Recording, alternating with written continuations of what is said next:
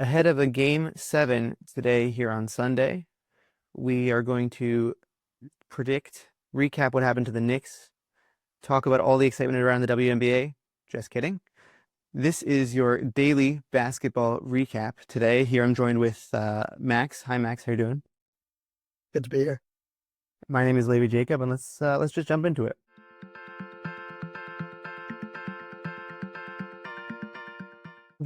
I think what's correct is to talk about the elephant in the room, which is that Shlomo, he's not here with us today due to some time restrictions. At 6 a.m. my time, he's like, "Hey, do you want to record a podcast now?" And then I didn't respond for 2 hours because I'm thankfully not up at 6 a.m. My kids sleep great hours. Um, that being said, My kids do that. That would be really nice. it's yeah, we'll figure something out. Um, that being said, we do have to talk about the Knicks. Um, so I will say that we wanted to wait for Shlomo to talk about what happened in Game 6 with the Knicks Celtics, but just time won't allow us.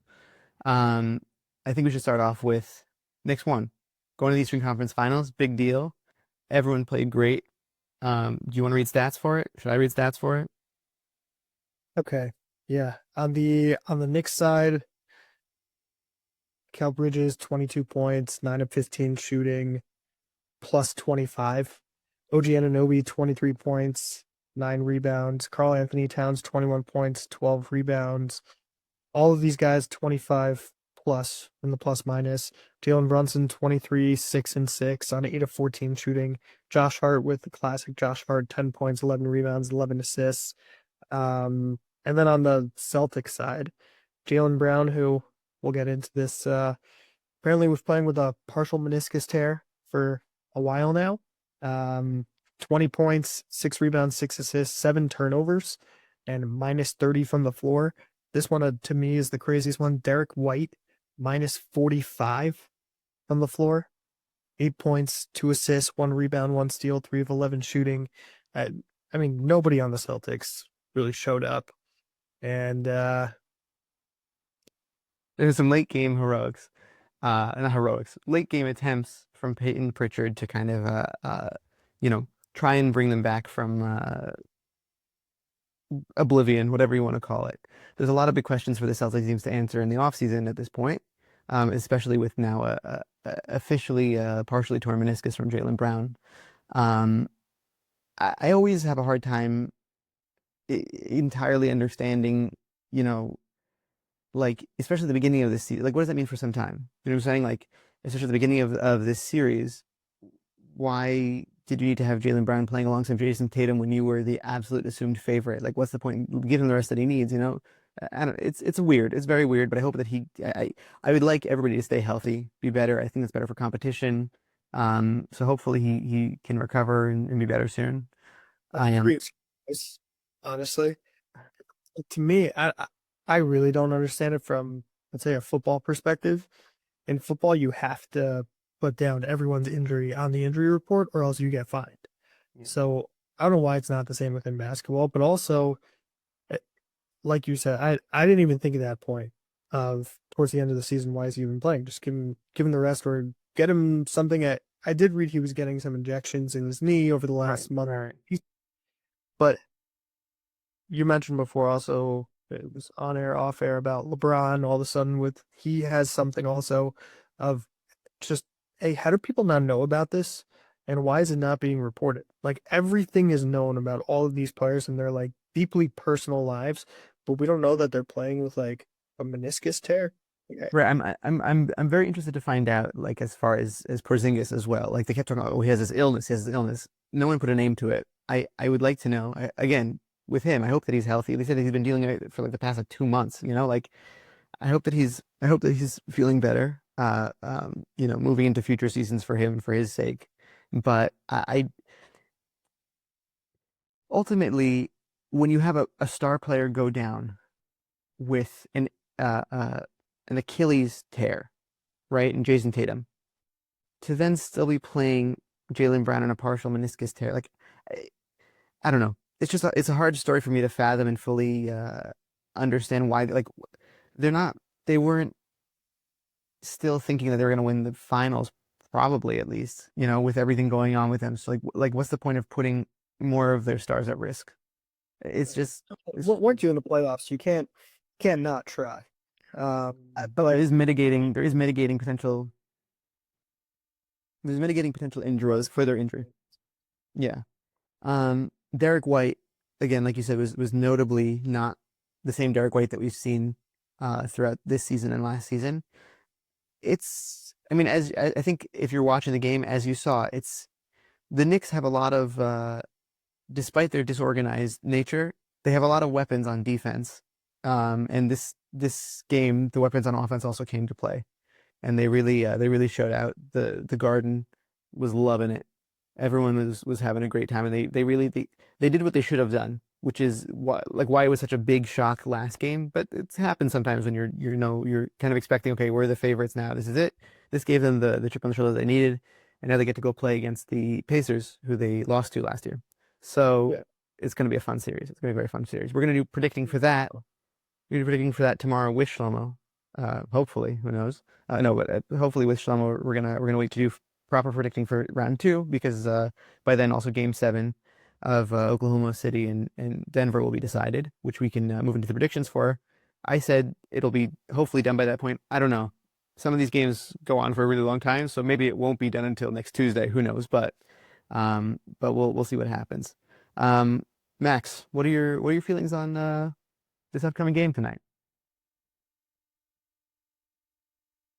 I think the first place you have to start is what's the status of Aaron Gordon. And, when you look at his regular season stats, you're kind of saying, okay, 14 points a game, a couple rebounds, a couple assists. It's like, okay, what's the big deal? Throughout these playoffs, he's been obviously Jokic is the guy, but Aaron Gordon has been the glue for this team. He's had multiple game winners. His energy, both on offense and on defense. I think I saw in the playoffs, he's averaging like 18 and 7, shooting almost 40% from three. He's such a key component to their team to add an athletic, two-way, 6'9", 6'10", and athletic player going against all of OKC's depth. And it's just it's hard for me it's hard for me to ever say that Jokic can't do it, because he's just proven time and time again that he keeps doing it. And OKC, I'm not so impressed. Like I would have wanted them to just shut this out from the very beginning. But that being said, I don't know how Denver can really overcome Aaron Gordon not playing in this game. And for that I have to go OKC. Yeah. As far as you said with the not being impressed, it's very interesting, because this is what part of what I was talking about to Shlomo last week, is that the method that OKC found was, okay, so then Jokic is going to score all the points, and that's how they won game 5. Game 6, you can see it was just more evenly distributed. You see also Jokic's pass, like not his assist ratio, because the assists were like a little bit lower than what he usually does, but more so like passing to the open man, trying to get his teammates involved. That really propelled them to being able to win that game. Um, with Aaron Gordon, he's been hitting a lot of the open, like they leave players up on the perimeter because they know they have to guard Jokic on the inside, and Russell Westbrook and Aaron Gordon, they've been leaving open. Aaron Gordon has been hitting those threes, making them have to come out farther to guard him. Russell Westbrook, different story. Um, it depends on the series that we're talking about, but in this series particularly, Aaron Gordon has been really able to do that, especially with a really clutch three at the end of game 5. I want to say brought them really close. They lost still, but he's been putting in the work. He's also been a really effective roaming and point of attack defender for them. He's been like Aaron Gordon going all out. He's all over the floor. He's all over. Uh, really, if you watch it back, you can see Jalen Williams was really affected last game a lot by the defense of Aaron Gordon. I really think that was a very big contributing factor to his poor performance last game. Not having He's doubtful, right? He might play, um, but if you saw him, he was kind of limping around on the court, game 6 at the end of the game. It looked like the same thing that like Steph was going through a little bit. I find it hard to believe that he's gonna be back for this game. Again, you never want to count out the Nuggets just because of how many X factors they have. Um, but it's a big loss for them to have Aaron Gordon out this game potentially. Um, either way, even if he was playing, OKC they need to be able to like it's difficult with a young team like this, right? To be the assumed favorites because they also have such a lack of experience. But the truth is that also if you like the answer isn't next season then to blow it up and figure out what pieces you have, whatever, because the team is they are the on average youngest team in the NBA. That's a crazy stat to be a team that's favored for the finals, you know? Um, but they need to get back to their roots a little bit. They need to play the basketball they've been playing this whole season. Um, I think I said this to Sean on Friday is that the Nuggets are the perfect storm of complications for them to have to deal with. Their roster is like optimized for so many different situations. This is one of the situations that they didn't want to have to see in the playoffs. Um, Key word there, by the way, is optimization. Like SGA is he playing to necessarily the degree that we've been seeing in the regular season? No, not necessarily. I think he's not playing poorly. He's shooting over 50% from the field. He's averaging like 28 points a game in the series. But as much as we're saying Aaron Gordon is the X factor here has to be Jalen Williams. Like, he has been so bad this series. And it's not just last game. I was pulling up his stats before and I'm looking. He's shooting 33% from the field, 21% from three. And when he's a guy that you're counting on for 20 plus points, efficient scoring, playing all around game, he's just not doing it. Now, it could be because of Aaron Gordon.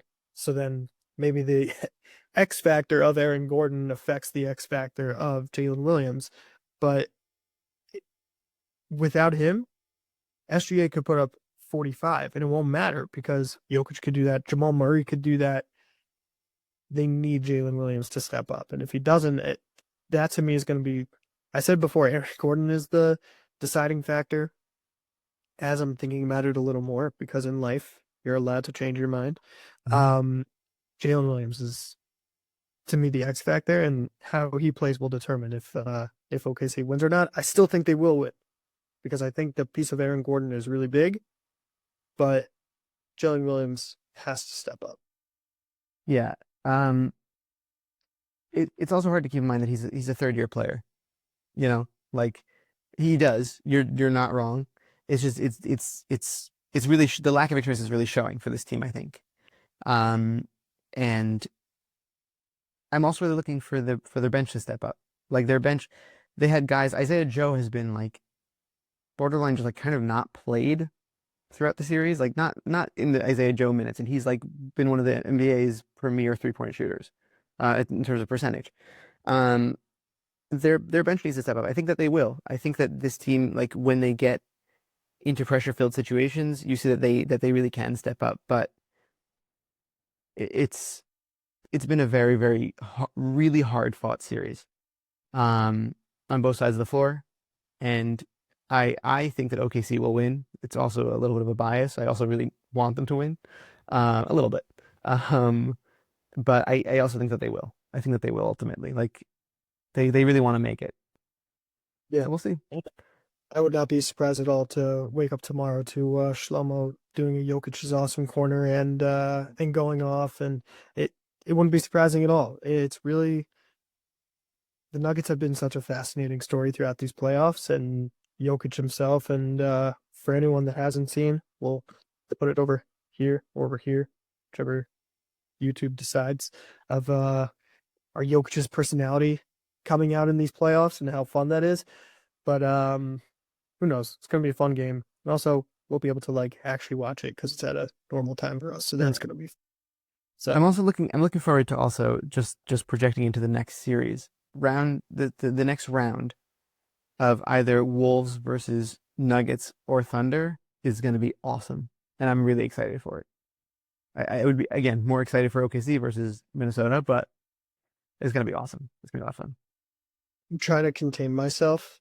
I really am. But this is something that we've talked about offline, and we'll see if we want to go into it now. But I know you kind of, for all those that don't know, Legend Slayer, Anthony Legend Edwards, killers, legend killer. Legend Killer was started by Levy Jacob right here. So everyone give the props where it deserves.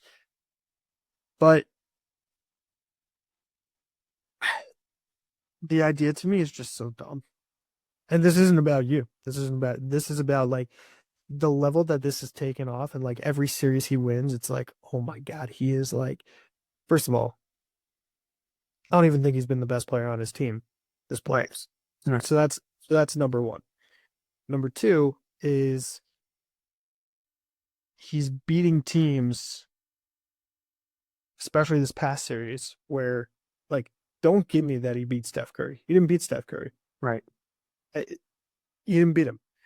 And this whole like aura that he has, and like you'll see the Barack Obama like video from The Court of Gold. Court of Gold. I was gonna say Redeem Team, but Court of Gold, and like it's just like he's very good, and he's probably gonna be, if not the best player, top 2 or 3 for the next bunch of years.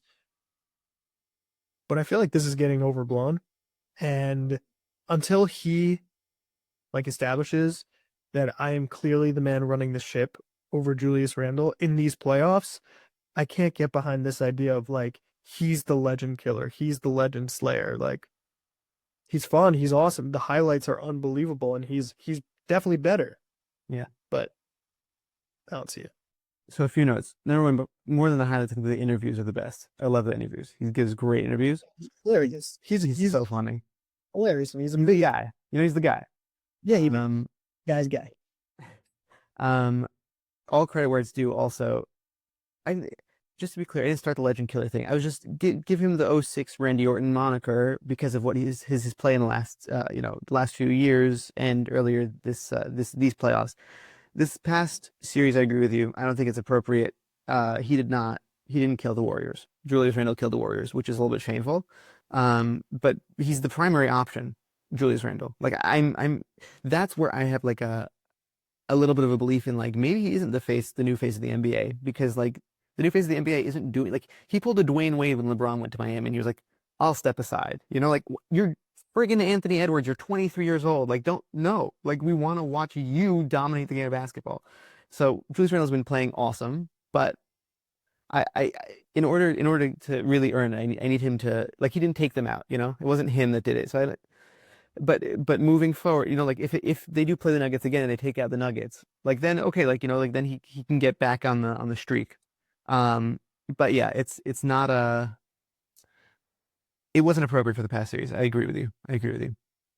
I think what I really am hoping for, though, as much as I don't particularly like either team, it would be so fun to have a Wolves Knicks NBA championship, and just that trade, and like Cat and Randall and going at each other, and like just amazing storylines. It would be so much fun. Weirdly enough, Someone would have to wear a diaper like throughout the NBA championship, because I feel like he would just be like peeing and pooping himself of excitement the entire time. um, also for those that know, it's like a weird NBA 2K thing from back in the day. Whenever you would make a trade and like that, you'd be like, oh, I totally fleeced that team, and they would go on a run and you'd meet them in the finals and you'd be like, what is this? What is this team doing here? That's exactly what happened this year. That's nuts. It's totally nuts. It's really crazy. All right, so that was predictions. We wanna move on to a little positive, cool little note that Max found. So I'll let him take it away. Yeah, I saw this and I was just like, this is so cool. Like, I'm it's not to say that it's never happened before, but nothing like just like comes to mind. I'm sure we could chat GPT it and like find something, but Or we make it up. yeah, we're gonna make it up. I'm just gonna make it up. This is the first time ever in history this has ever happened. But the Trailblazers are for sale, Levy, if you're interested. And That I can do it. the Paul Allen estate, through his directive, is saying that from the sale of the team, all of the proceeds are going to be going to philanthropic endeavors. And just the idea of having like billions of dollars from like this NBA team that's being sold, normally it would just go from like, and this is fine. This is capitalism. You have some wealthy people that are selling it to other wealthy people, and the other wealthy person now just makes a lot of money, and like that's fine, and that's how it works. But this idea that he's just going to be giving away all the money is pretty cool. And I just let's spread some positivity out into the world, and it's cool stuff. Very cool. All right. That was the daily basketball recap. By the way, newly coined, newly renamed daily basketball recap. Shlomo, I want to thank you for regularly being on the podcast. Now I get to this. Is a lot of fun. I want to thank you for being a great guy, Shlomo. I want to thank you for just really making this all happen. You are the standard. We are the flag bearers now, and whenever you want to come back, we're waiting for you. I want to thank you, Max, for joining me today. Also for that cool note. I think it is. I think it's a lot of fun. I want to thank you to the Knicks for making the NBA season fun. This is a lot of a lot of negative press going on right now, but it's made it a lot more interesting. I want to thank you, OKC, for hopefully winning tonight. Just a special shout out. And I want to thank you guys for listening.